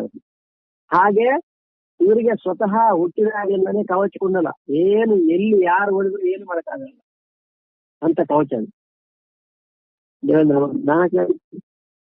ತಂದೆ ಬಂದು ಮೊದಲೇ ಹೇಳಿರ್ತಾರೆ, ದೇವೇಂದ್ರ ಬರ್ತಾನೆ, ಇನ್ನನ್ನ ಕವಚ ಕುಂಡಲ ಕೇಳಲಿಕ್ಕೆ ಬರ್ತಿದ್ದಾನೆ, ಆದ್ರೂ ಪರವಾಗಿಲ್ಲ. ತನ್ನ ಸ್ವಭಾವ ಅದನ್ನೇ ಕೂಡ ತೆಗಿತಾನೆ. ಹಾಗೆ ಬಂದ್ಬಿಡುತ್ತೆ. ಸಹಜವಾಗಿ ಶರೀರದ ಒಳಗೆ ಒಂದು ಶರೀರದ ಭಾಗ ರೀತಿಯಲ್ಲಿ ಅದು ಕೂಡ ಇರ್ತದೆ. ತೆಗೆದು ಕೊಟ್ಟುಬಿಡ್ತಾನೆ ದೇವೇಂದ್ರ. ಯಾಕೆ? ಯುದ್ಧದಲ್ಲಿ ತನ್ನ ಮಗನನ್ನ ಬದುಕಿದ ತನ್ನ ಮಗನಿಗೆ ಏನು ಆಗದೆ ಇರಲಿ ಅಂತ ಹೇಳಿ ಸ್ವಾರ್ಥ. ನೋಡಿ, ದೇವತೆಗಳು ಕೂಡ ಸ್ವಾರ್ಥ ಹೇಗಿರ್ತದೆ. ಕರ್ಣ ಇವೆಲ್ಲ ಇದ್ರೆ ಅವರನ್ನ ಏನು ಮಾಡ್ಲಿಕ್ಕೆ. ಹಾಗೆ ಅಷ್ಟು ದಾನವೀರ ನಾನು ಆ ಕರ್ಣನ ಬಗ್ಗೆ ಇನ್ನೂ ಅನೇಕ ವಿಷಯಗಳಿದೆ, ಒಂದಲ್ಲ ಎರಡಲ್ಲ. ಹಾಗಾಗಿ ದಾನದ ವಿಷಯ ಬಂದಾಗ ನಮಗೆ ಯಾರು ಜ್ಞಾಪಕ? ಕರ್ಣನೇ ಜ್ಞಾಪಕ ಬರ್ತಾನೆ. ಬೇರೆ ಬೇರೆ ವಿಷಯದಲ್ಲಿ ಬೇರೆ ಬೇರೆ ಎಲ್ಲ ಮಹಾನಂತಲ್ಲಿ ಇರ್ಬೋದು. ಕೊಡೋದು ವಿಷಯ ಬಂದಾಗ ಕರ್ಣನ ನೋಡಿ ನಾವೆಲ್ಲ ಕಲಿಯಬೇಕು. ಇದು ದಾನವೀರ ಶಿವಕರ್ಣನ ಚರಿತ್ರೆ. ನೋಡಿ ನಾನು ಹೇಳ್ತಿದ್ದಾರೆ ಇಲ್ಲಿ ಅದ್ಭುತವಾಗಿತ್ತು ಅಂದ್ರೇನು? ಅದ್ವಿತೀಯ. ಇವರನ್ನ ಮೀರಿಸ್ತಕ್ಕಂಥವ್ರ ಚರಿತ್ರೆಯಲ್ಲಿ ನಮ್ಗೆ ದಾನದಲ್ಲಿ ಇವರನ್ನ ಮೀರಿಸ್ತಕ್ಕಂಥವ್ರು ಇಲ್ಲೋ ಸಿಗೋದೇ ಇಲ್ಲ. ಅದ್ವಿತೀಯ, ಒಬ್ಬನೇ. ಇವರಿಗೆ ಸಮಾನರಾದ್ರೆ ಎಲ್ಲಾದ್ರೂ ಇದಾರೆ ಅಂತಂದ್ರೆ ಇಲ್ಲ. ಅದ್ವಿತೀಯ ವ್ಯಕ್ತಿ. ಇವನು ಪ್ರತಿದಿನವೂ ಉಪಾಸನೆ ಮಾಡ್ತಾ ಇದ್ರು. ಆ ಸಮಯದಲ್ಲಿ ಯಾರೇ ಏನು ಕೇಳಿದ್ರು ಸಂತೋಷದಿಂದ. ಒಂದು ದಿನ ದೇವೇಂದ್ರನು ಅರ್ಜುನ ಹಿತಕ್ಕಾಗಿ ಬ್ರಾಹ್ಮಣ ಕರೆಸಿ ಇವನ ಶರೀರಕ್ಕೆ ಹತ್ತುಕೊಂಡಿದ್ದ ನೈಸರ್ಗಿಕವಾದ ಹೇಳ್ತಾನೆ. ನೋಡ್ರಿ, ನಾವು ತನ್ನ ಮಕ್ಕಳನ್ನು ಉಳಿಸ್ಕೊಳ್ಳಿಕ್ಕಾಗಿ ದೇವದೇವರು ಮಾಡ್ತಿರ್ತಾರೆ. ಇವನು ಬಹಳ ಸಂತೋಷದಿಂದ ಆಕ್ಷಣದಲ್ಲಿ ಅದು ಸೂರ್ಯನ ಉಪಾಸನೆ ಮಾಡ್ತಾ ಇದ್ದಾನೆ. ಉಪಾಸನೆ ಮಾಡ್ಬೇಕಾದ್ರೆ ಆ ಸಮಯದಲ್ಲಿ ಬಂದು ಕೇಳಿದಾಗ ಆ ಸಮಯದಲ್ಲಿ ಯಾರಿಗೂ ಇಲ್ಲ ಅನ್ನೋ ಮಾತು ಇಲ್ಲ, ಎಲ್ಲ ಕೊಟ್ಟೇ ಬಿಡ್ತಾನೆ. ಕವಚ ಕುಂಡಲಗಳನ್ನ ಕಲಿತು ಕೊಟ್ಟೇ ಬಿಡ್ತಾನೆ. ಅದಕ್ಕೆ ಪ್ರತಿಯಾಗಿ ಇವನು ಇಂದ್ರ ಇವರಿಗೆ ಒಂದು ವೀರಗಾತಿನಿ ಎಂಬ ಅಮೋಘವಾದ ಶಕ್ತಿಯನ್ನ ಕೊಟ್ಟು ಹೋಗ್ತಾನೆ. ಕವಚ ಕುಂಡಲ ತಗೊಂಡು ಆ ಒಂದು ತ್ಯಾಗಕ್ಕೆ ಮೆಚ್ಚಿ ವೀರಘಾತಿನಿ ಅಂತಕ್ಕಂಥ ಒಂದು ಶಕ್ತಿಯನ್ನು ಕೊಟ್ಟು ದೇವೇಂದ್ರ ಅಲ್ಲಿಂದ ಕರ್ಣನು ಯುದ್ಧ ಸಮಯದಲ್ಲಿ ಅದರ ಮೂಲಕವೇ ಭೀಮಸೇನನ ವೀರ ಪುತ್ರನಾದ ಘಟೋದ್ಗಜನನ್ನ ವಧಿಸಿದ್ದನು. ಘಟೋದ್ಗಜನನ್ನ ಕರ್ಣನೇ ಮದುವೆ ಮಾಡ್ತಾನೆ. ದ್ರೋಣಾಚಾರ್ಯರ ನಂತರ ಮಹಾಭಾರತ ಯುದ್ಧದಲ್ಲಿ 2 ದಿನಗಳವರೆಗೆ ಪ್ರಧಾನ ಸೇನಾಪತಿಯಾಗಿದ್ದು ಇವನು ಅರ್ಜುನನ ಕೈಯಿಂದ ಕೊಲ್ಲಲ್ಪಟ್ಟನು. ಅಣ್ಣ ತಮ್ಮಂದ್ರೆ ನೋಡಿ, ಒಂದ್ ವೇಳೆ ಕವಚ ಕುಂಡ್ಲ ಇದ್ರೆ ಅರ್ಜುನನೇ ಏನು ಮಾಡಕ್ಕಾಗಲ್ಲ. ಇವೆಲ್ಲ ಮೊದ್ಲೇ ಏನ್ ಮೊದ್ಲೇ ಎಲ್ಲ ಗೊತ್ತಿತ್ತು ಪ್ಲಾನ್. ಹಾಗಾಗಿ ದೇವೇಂದ್ರ ಬ್ರಾಹ್ಮಣ ರೂಪದಲ್ಲಿ ಬಂದು ಕವಚ ಕುಂಡಲವನ್ನು, ಇಲ್ಲಾಂದ್ರೆ ತನ್ನ ಮಗ ಅರ್ಜುನ ಕೈಯಲ್ಲಿ ಕರ್ಮ ಏನ್ ಸಾಯ್ಲಿಕ್ಕೆ ಸಾಧ್ಯನೇ. ಹಾಗೆ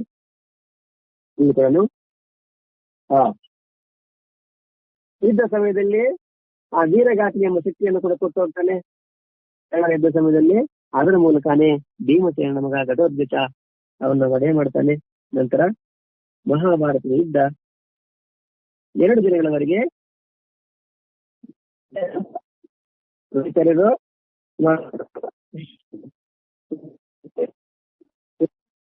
ಅನಂತರ 2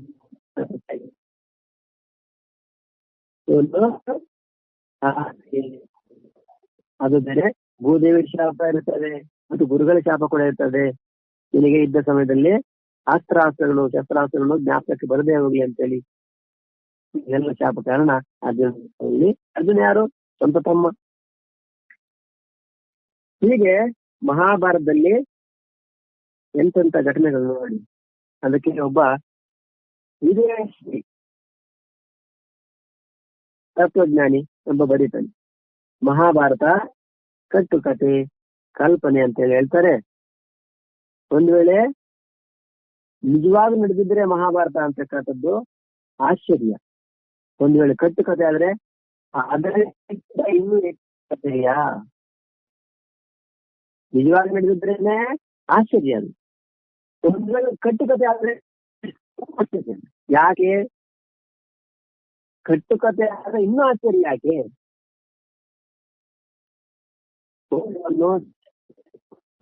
ಒಂದು ಸಿನಿಮಾ ಸರಿ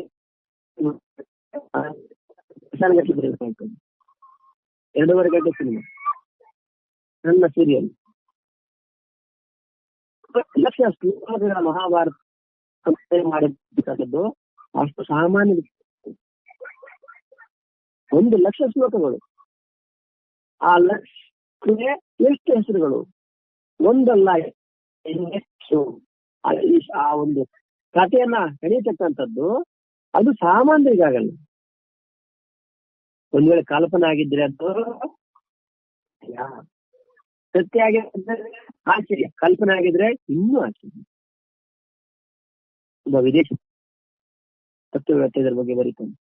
ಹಾಗಾಗಿ ಮಹಾಭಾರತ ಅಂತಕ್ಕಂಥದ್ದು ಬರೀ ಅದಕ್ಕೆ ಸಂಬಂಧಪಟ್ಟ ಎಲ್ಲ ಸಾಕ್ಷಿಗಳಿದ್ದಾರೆ. ಎಲ್ಲಿ ಮಾಡಿದ್ದಾರೆ ಆ ಜಾಗ ಪರಮಾತ್ಮ ನಿಜ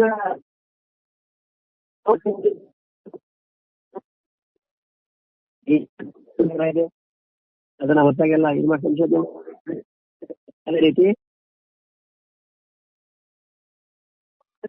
ಕೇದಾರ್ನಾಥ್ ದೇವಾಲಯ ಇವತ್ತಿಗಿದೆ. ಅವರು ಅರಣ್ಯವಾಸ ಅಜ್ಞಾತವಾಸ ಮಾಡಿರ್ತಕ್ಕಂಥ ಕೈವಾರ ಏಕಚಕ್ರಪುರ ಹೆಸರಿಂದ ಕರೆಯಲ್ಪಡ್ತಾ ಇರ್ತಕ್ಕಂಥ ಜಾಗ. ಹಾಗೆ ಒಟ್ಟಿಗೆ ಬರೀ ಯಾಕಂದ್ರೆ ಕೆಲವರನ್ನ ಸತ್ಯ ಅಂತ ಒಪ್ಕೊಳ್ಳಿಕ್ಕೆ ಅವ್ರಿಗೆ ಇಷ್ಟ ಆಗಲ್ಲ. ಹಾಗಾಗಿ ಕಲ್ಪನೆ, ಯಾಕಂದ್ರೆ ಅಷ್ಟು ವಿಶಾಲವಾದ ಜ್ಞಾನ ಅತಿ ಶಕ್ತಿ ಸಾಮರ್ಥ್ಯ ಇಲ್ಲ ಅಂದ್ರೆ ಇವೆಲ್ಲ ಈಗ ಜೀವನ ಕೂಡ ಕಲ್ಪನೆಯೇ. ಜೀವನನು ಇದು ಸತ್ಯನ ಜೀವನ ಅಂದ್ರೆ ಅದು ಇಲ್ಲ, ಅದು ಕೂಡ ಕಲ್ಪನೆನೇ ಜೀವನ. ಒಂದು 60-70 ವರ್ಷಕ್ಕೆ ಜೀವನ, ಅದಕ್ಕೆ ಮೊದಲು ಇಲ್ಲ, ಆಮೇಲೆ ಜೀವನ ಇಲ್ಲ, ಕೊನೆ ಇಲ್ಲ. ಅದೇ ರೀತಿ ಜೀವನ ಸಿನಿಮಾ ಇಲ್ಲ, ಅದೇ ರೀತಿ ಜೀವನ ಕೂಡ ಕಲ್ಪನೆ ಅಂತಂದ್ರೆ ತಪ್ಕೊಂತಾರೆ. ಜೀವನ ಮಾತ್ರ ಸತ್ಯನೇ. ಮಹಾಭಾರತ ಸುಳ್ಳು, ರಾಮಾಯಣ ಸುಳ್ಳು, ಜೀವನ ಮಾತ್ರ ತುಂಬಾ ಸತ್ಯ. ಶಾಸ್ತ್ರ ಹೇಳ್ತಾರೆ ಇದು ಕೂಡ ಕಲ್ಪನೆಯೇ. ಮಹಾಭಾರತ ಕಲ್ಪನೆ ಅಲ್ಲಿ ಕೆಲಸ ಮಾಡೋದು. ಜೀವನದ ವಿಷಯ ಬಂದಷ್ಟು ತಕ್ಷಣ ಇದು ಸತ್ಯ, 100% ಸತ್ಯ. ಹಣಾನು ಸತ್ಯನೇ, ಅಧಿಕಾರ ಸತ್ಯನೇ, ಐಶ್ವರ್ಯ ಸತ್ಯನೇ, ಎಲ್ಲ ನನಗೆ ಎಲ್ಲ ಸತ್ಯನೇ. ಮಹಾಭಾರತ ಎಲ್ಲ ಬರಿಸುವುದು ಕರುಣ ದಾನದಲ್ಲಿ ಎಲ್ಲ ಸುಮ್ಮನೆ ಬಿಡ್ರಿ ಏನೋ ಬರ್ದಿರ್ತಾರೆ, ಇಷ್ಟೆಲ್ಲ ಮಾಡಕ್ಕಾಗತ್ತಾ? ನೋಡಿ ಯಾರೋ ಒಬ್ರು ಇದ್ದಾರೆ, ಮಧ್ಯಪ್ರದೇಶದಲ್ಲಿ ಒಬ್ರು ಇದ್ದಾರೆ, 25 ವರ್ಷದಿಂದ ಇದ್ದಾರೆ. ಊಟ ಮಾಡ್ಲಿಲ್ಲ, ನೀರ್ ಕುಡಿಲಿಲ್ಲ. ಹಂಗಂತ ಮಳೆಯಲ್ಲಿದ್ರೆ ಹಂಗೆ ಇರ್ತಾರೆ, ಚಳಿಲಿದ್ರೆ ಹಂಗೆ ಇರ್ತಾರೆ. ಇವತ್ತು ಆಗ ಧ್ಯಾನ ಮಾಡ್ತಾರೆ, ಎಲ್ಲ ಜೊತೆ ಯಾರು ಮಾತಾಡಲ್ಲ, ನೋಡ್ತಾರೆ, ಪ್ರಸಾದ ಎಲ್ಲ ಕೊಡ್ತಾರೆ. ಆದ್ರೆ ಮತ್ತೆ ನಮ್ ಕೈಯಲ್ಲಿ ಆಗತ್ತೆ, ಊಟ ಮಾಡಿದ್ರೆ ನೋಡೋಣ. 20 ಊಟ ಇಲ್ಲ, ನೀರಿಲ್ಲ, ಮತ್ತೆ ಹಾಗೆ ಬದುಕಿ ಇದ್ದಾರೆ.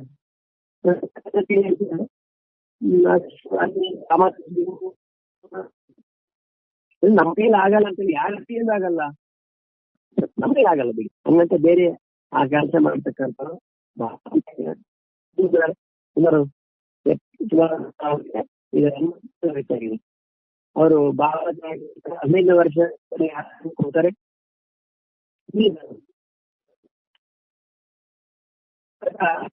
ಅವರು ಹುಡುಗ, ಸಣ್ಣ ಹುಡುಗ ಹೋಗಿ ಅರಣ್ಯಕ್ಕೆ ಹೋಗ್ಬಿಟ್ಟಿರ್ತಾನೆ. ಮತ್ತೆ ದಾರಿ ಕಾಣಿಸ್ತಾ ವಾಪಸ್ ಹೆಂಗ್ ಬರ್ಬೇಕಂತ ಅಲ್ಲಿ ಅಲ್ಲಿ ಇರ್ತಾನೆ. ಯಾರೋ 3 ಜನ ತಾಯಂದ್ರು ಬರ್ತಾರೆ. ಯಾರಪ್ಪ ಎಲ್ಲಿ ಹೋಗ್ತಾ ಇದ್ದಪ್ಪ, ನನ್ನ ಮನೆ ಊರಿಗೆ ಹೋಗ್ಬೇಕು, ದಾರಿ ಹೋಗ್ತಿರ್ತಾರೆ. ಅಯ್ಯೋ ಇಲ್ಲಿ ಹೋಗ್ಬೇಡ, ನೀ ಇಲ್ಲೇ ಎದ್ಬಿಡು, ಇಲ್ಲೇ ನಮ್ಮ ಊಟ ಬಿಡು. ಅಲ್ಲಿಂದ ಹಿಡ್ಕೊಂಡು ಸುಮಾರು 20 ಅರಣ್ಯಗಳೇ ಇರ್ತಾರೆ. ಪ್ರಪಂಚದ ಪರಿಚಯ ಇಲ್ಲ, ಊಟನೂ ಮಾಡಲಿಲ್ಲ, ನೀರು ಕುಡಿಲಿಲ್ಲ. ಅದಾದ ನಂತರ 20 ವರ್ಷದ ನಂತರ ಕೆಲವರೆಲ್ಲ ಆ ಕಡೆ ದನ ಮೈಸೂರೆಲ್ಲ ಹೋಗಿ ಊರಲ್ಲಿ ಹೇಳ್ತಾರೆ, ಇಂಥವ್ರು ಇದಾರೆ ಒಬ್ರು ಅಂತ. ಯಾರಂದ್ರೆ ಯಾರು ಇಲ್ಲ. 30 ವರ್ಷಗಳ ಹಿಂದೆ ತಪ್ಪು ಹೋಗಿದ್ದ ಹುಡುಗ ಬರ್ತಾರೆ. ಅವ್ರ ಏನಪ್ಪ ಇಲ್ಲಿದೆಯಾ, ನಾನು ಆಶೀರ್ವಾದ ಮಾಡಿದ್ ನನಗೆ. ಇವತ್ತು ಇದ್ದಾರೆ, ಗುಜರಾತಲ್ಲಿ ಇದ್ದಾರೆ, ಅವ್ರ ಹೆಸರು ಬಾಬಾ ಅಂತೇಳಿ ಗೂಗಲ್ ಸರ್ಚ್ ಮಾಡಿ ಬರ್ತದೆ. ಎಲ್ಲಾ ಪರೀಕ್ಷೆ ಕೂಡ ಮಾಡಿದ್ದಾರೆ ಅವ್ರ ಮೇಲೆ. ಅವ್ರನ್ನ ಒಂದು ಕಡೆ ಇಟ್ಟು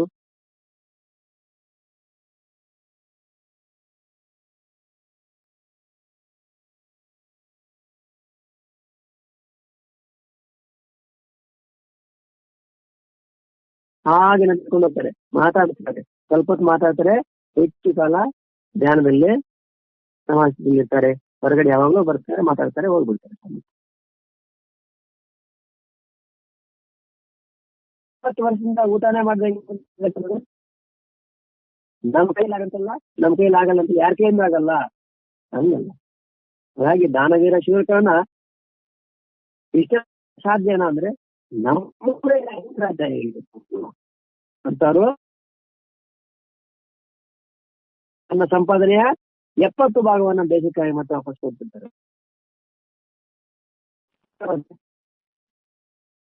ನಾವು ಕೊಡ್ಲಿಕ್ಕಾಗಲ್ಲ, ಕೊಡ್ಬೋದು, ಹೇಳ್ಬೇಕು ನಾವು.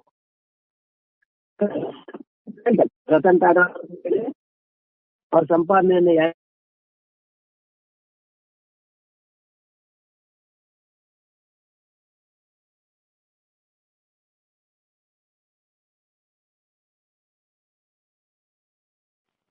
ಮುಖೇಶ್ ಒಟ್ಟು ಆಸ್ತಿ ಎಷ್ಟಿದೆ ಅಷ್ಟು ದಾನ ಮಾಡಿರ್ತಾರಂತೆ.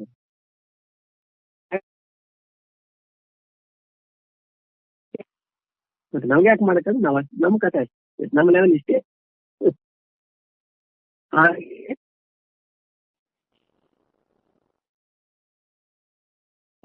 ಅದ್ವಿತೀಯ ಅವರು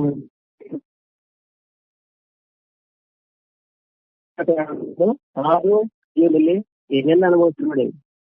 ಪರೀಕ್ಷೆಗಾಗಿ ಬಂದು ಮಗಳನ್ನ ಓದಿಸಲಿಕ್ಕಾಗಿ ದೇವೇಂದ್ರ ಬ್ರಾಹ್ಮಣ ರೂಪದಲ್ಲಿ ಬಂದು ಕವಚಕೊಂಡವನ್ನ ಕೇಳ್ತಾನೆ.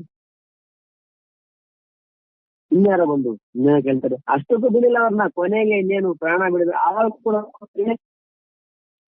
ದಾನ ಕೊಡ್ತಾನೆ. ದಾನ ಕೊಡ್ತೀಯ